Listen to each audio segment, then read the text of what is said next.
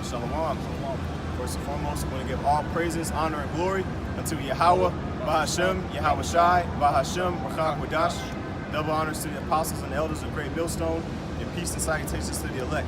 Okay, got the brother Kawhi here. Okay, we're just going to get into another quick hit lesson through the Spirit, Lord willing, is edifying.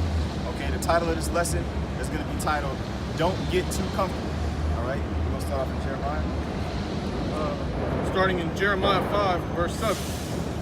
It says, How shall I pardon thee for this? Thy children have forsaken me, and sworn by them that are no gods.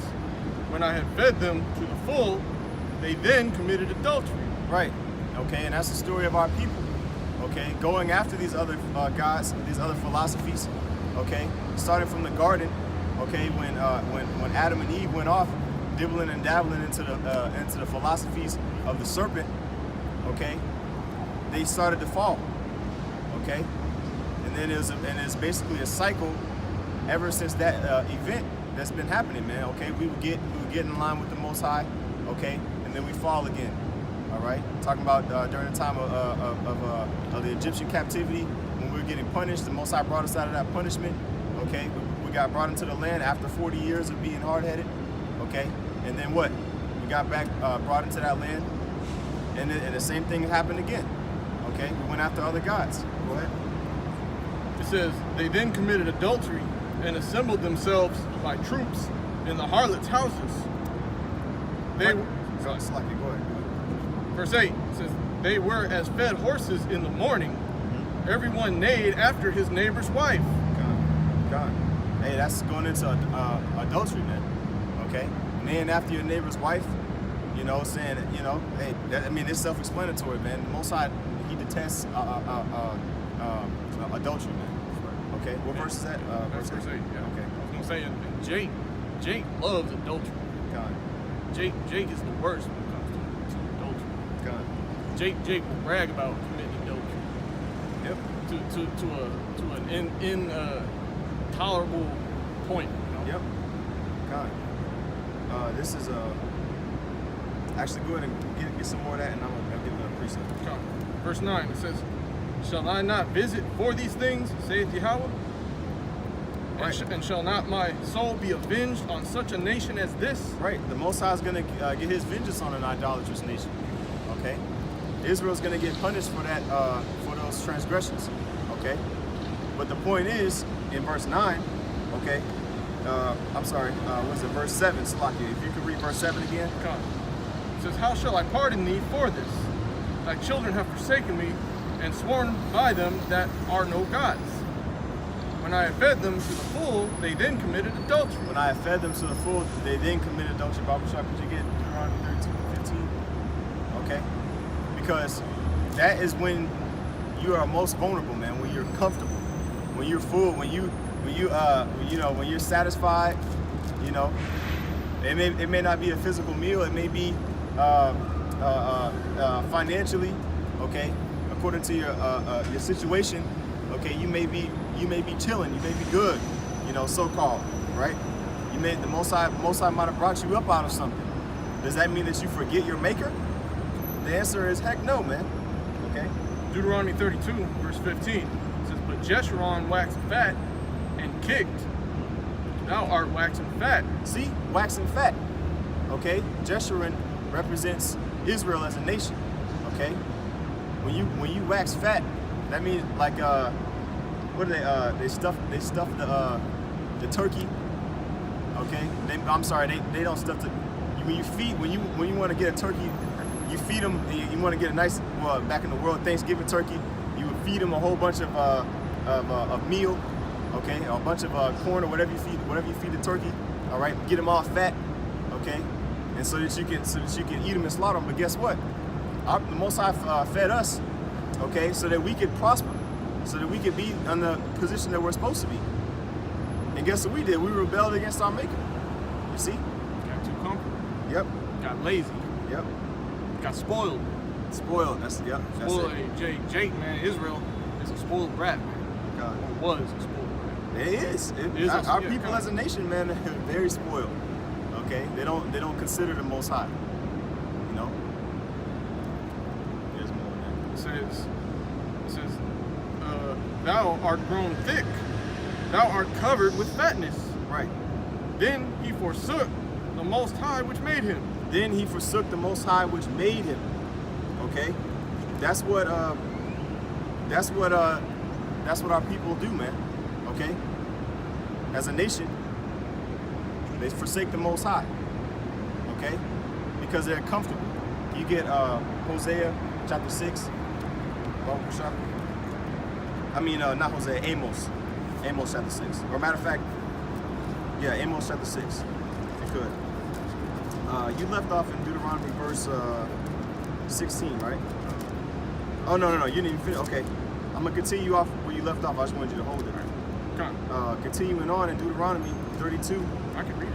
Okay, Con. I didn't want to do too much. It says, then he forsook the Most High which made him, and lightly esteemed the rock of his salvation. He forsook the Most High which made him, and lightly esteemed the rock of his salvation. The Most High took us out of captivity, okay? I'm talking about during the time of Egypt, okay? And brought us into a holy land, okay? It talks about that in Deuteronomy. Let me see. I think it's like 31. It's like Deuteronomy 31. It says, "The time comes that thou shalt die." Yeah, this is Deuteronomy 31 and 28. It says, "Gather unto me all the elders of your tribes and your officers, that I may speak these words in their ears and call heaven and earth to record against them. For I know that after my death ye will utterly corrupt yourselves and turn aside from the way which I have commanded you. And evil will befall you in the latter days." Now we're in those latter days now. Okay, well, we're suffering those things because we have gone off. Okay, the curses that we bring out all the time, Deuteronomy 28 to 68. Okay, Deuteronomy 28 through 15 through 68. Okay, and multiple other curses like that are written through all of the scriptures are taking place right now because of our what? Disobedience. Because we got too comfortable, man. You know, it says, "And evil will befall you in the latter days, because ye will do evil in the sight of Yahweh, to provoke him to anger through the work of your hands." You see? What's the work of your hands? Idols, man. I went to the museum today. You look at those metal sculptures that these other nations made, and some of our people made, these stone carvings, okay? Whether it be marble or whatever type of stone that our people made, okay, or they'll put a bunch of stones together. It takes a lot of work to make those details in those idols. But our people will make them, okay, or these other nations will make them, okay, and guess what? They'll bow themselves down to them, you see? Forgetting the Most High that made them. It's basically spitting in the Most High's face. If you're Israelite and you're making idols, you spit in the Most High's face, man. Because we have our own power. Right. And I believe in Wisdom of Solomon it says, "Cursed be the man which maketh idols." I'm paraphrasing. You know what I'm talking about? God, I got a precept for you. Wisdom of Solomon, chapter 14, verse 8. It says, "But that which is made with hands is cursed, as well it as he that made it. He because he made it, and it because being corruptible, it was called the Most High." You know, if I could drop down to verse 12, it says, "For the devising of idols was the beginning of spiritual fornication, and the invention of them the corruption of life." You're not giving the Most High his proper glory. Okay? When you becoming lax. Matter of fact, next scripture, you got Hosea. I'm Amos. I keep saying Hosea. Yeah. When you become lax, man, and you start giving the Most High his glory, you start giving your energy to other things. Okay, and everything that's in the world is wicked. You know? Amos chapter 6, it says, "Woe to them that are at ease in Zion, and trust in the mountain of Samaria, which are named chief of the nations, to whom the house of Israel came." Woe to them that are at ease in Zion. Okay? Going to these other nations. Okay? Samaria was a nation that was, well, first of all, Samaria took away the northern tribe, man, when you go into the history, and led them into captivity. I'm sorry, not Samaria. Wait, I'm sorry. Did you say Samaria? Okay, read that again. It says, woe to them that are at ease in Zion and trust in the mountain of Samaria. Okay, Salakia, Assyria. Okay, the Assyrians were the ones that took away the northern tribes, but Samaria was is a northern. That's a northern kingdom. Was the capital of the northern kingdom. Yeah, that was the northern Salakia. You know. Okay. Just like Jerusalem was the capital of the southern kingdom. Right, exactly. Salakia. I thought you said Assyria. That's my bad. But yeah, keep going on that. Or? I mean, that was really the point right there. Yeah, you know, woe to him. Okay. We don't want to. You don't want to be settled on your leads as a prophet, man. Talk about that in Zephaniah. Okay. Next, I wanted to get 1 Kings and Solomon. Solomon, 1 Kings chapter 11, and you can start at verse 4. Chapter 11. Yeah, God. Sirach. I get this in Sirach. Yeah, it's like 1 Kings 11 and 4. 1 Kings 11, verse 4. For it came to pass when Solomon was old that his wives turned away his heart after other gods, and his heart was not perfect with Yahweh his power. Right. So as an example, okay, we saw that Solomon, he had all of the riches that a man could want, all of the wisdom that a man could want. But at the end of the day, when he was at his full max sufficiency, okay, women, he was at his max capacity. Maximum capacity, man. Women turned his heart away from the Most High. And this is King Solomon we're talking about, man. Okay, so it proves to you that the Most High can take us out of this thing at any moment, and He could turn you over to your own lust at any moment, man. If you don't pray and ask for Him to keep you in this thing, man. You know? And Solomon was the wisest man in the world at that time. Yep. And nobody was wiser than Solomon. God. So, and he fell off. You know, going after the gods of these heathen women. Right. And now there's in the form of feminism, do as thou wilt. Okay. Christianity. Okay. Islam. Salakia, Islam. What's the other one with the Africanism? Is that what they call it? Pan-Africanism. Yeah, Pan-Africanism. Egypt. Egyptology. That's what it is. Egyptology. You know, all of this stuff, man.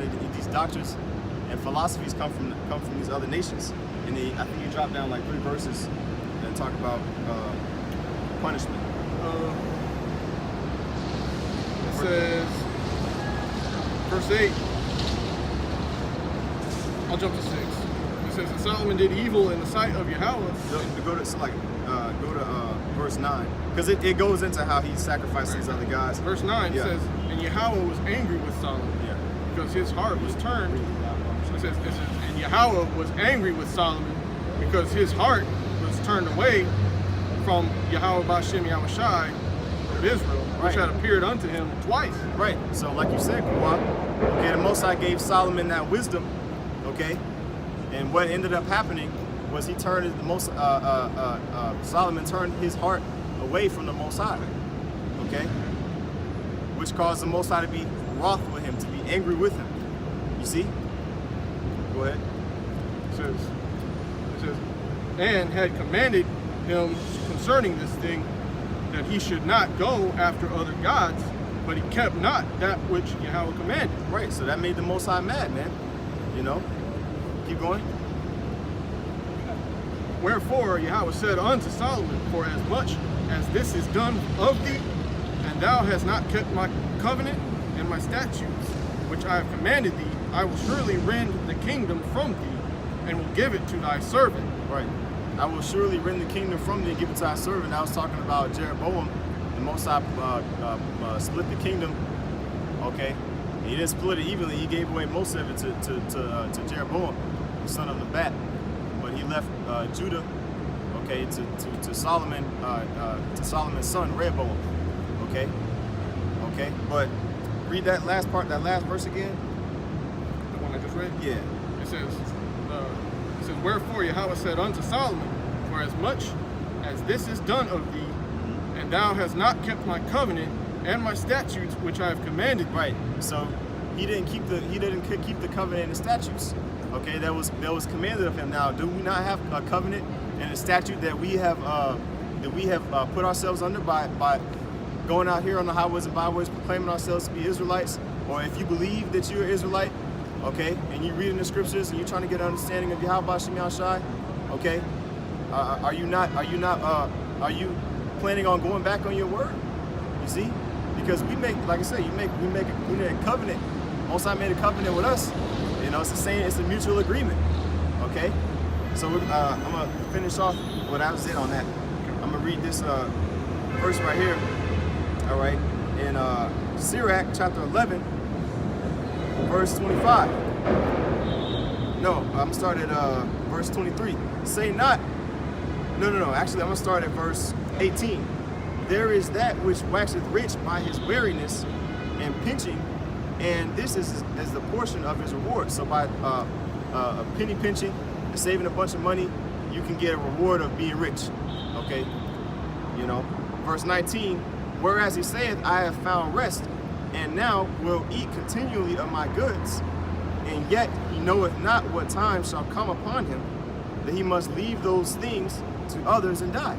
So when he's comfortable and he has all those things stored up in his storehouses, Yahushua talk about this in Luke chapter 12, okay? But when he has those things stored up in storehouses, guess what? The Most High can take that away at any moment. Like it talked about that in James. Lord willing, we will go to this city or the next. I think it's chapter 4. You know, I mean, if you can find it, you know, I'm pretty sure it's chapter 4. But it says, continuing on in verse 19, and yet, you got a precept? Okay, Khan. It says, and yet he knoweth not what time shall come upon him, and that he must leave those things to others and die. You know, so all of those things that he told for, the Most High can take it away as soon as he gets it, man. Okay, or he can let you keep it. Okay, but the most important thing is maintaining that fire that you have for this truth. Like when you first came in, like Yahushua said, you know, I have somewhat against thee, okay, because thou hast forgotten thy first love, which is in the book of Revelation, which is talking about when we come into the truth, what are we to do? We are to continue to be steadfast in our covenant. Okay, matter of fact, it says that. It says in verse 20, be steadfast in thy covenant. You see, that promise that you made with the Most High, you're supposed to be steadfast, okay, in thy covenant, and wax old in thy work. So we're supposed to continue to toil and do the work, man, until the Most High deliver us. Okay? Yeah, I mean, like I said, it's through the Spirit, bro. You know what I'm saying? Okay. James 4, verse 5 says, do ye think that the scripture saith in vain, the spirit that dwelleth in us lusteth to envy? But he giveth more grace, wherefore he saith, the Most High resisteth the proud, but giveth grace unto the humble. Submit yourselves, therefore, to the Most High. Resist the devil, and he will flee from you. Let's see. Kind of, drop down to verse 13. Hey, that's a good one, though. Yeah, kind. Hey man, this the devil, man, he's gonna slither up in there, man. When, right, like you said, when you try and make you comfortable. When it's time to do the work, drop something out. Yeah. Hey man, I'm sure every brother got testimonies. Be time to go to camp. Hey man, them temptations gonna come. I'm telling you, man. God. Yep. And those temptations are more easy for you to go off when you up, when you're on, so to speak. You know. But just like I said, the point was in verse 13. Yeah, I'll read it. Verse 13 says, "Go to now, ye that say, today or tomorrow, we will go into such a city and continue there a year and buy and sell and get gain." Right. So so that might happen, right? You go out on a business venture and you end up having a successful business that you make, or you do some good investments, okay? Or you just you land a good job and you end up making some profit. So guess what? You end up what? You end up forgetting what the main program is. You know what I'm saying? Go ahead, bro. Says, whereas ye know not what shall be on the morrow, for what is your life? You don't even know what's gonna happen tomorrow. Now, does that mean, okay, don't plan for next week? because you might die tomorrow. So prepare. No, I mean, you know, it's balance, man. Okay, but you don't just expect nothing to happen to you for your whole life. Okay, because obviously we know, especially in these times, in these latter days, Most High's come back to visit. Okay. You can't be in that spirit of well, I'll get right tomorrow. Yeah, no, man. You gotta get it right today. Like, yeah, I'm gonna just do this real quick, and then I'll get right. Nah, man. When you get called, then you need to heed the call.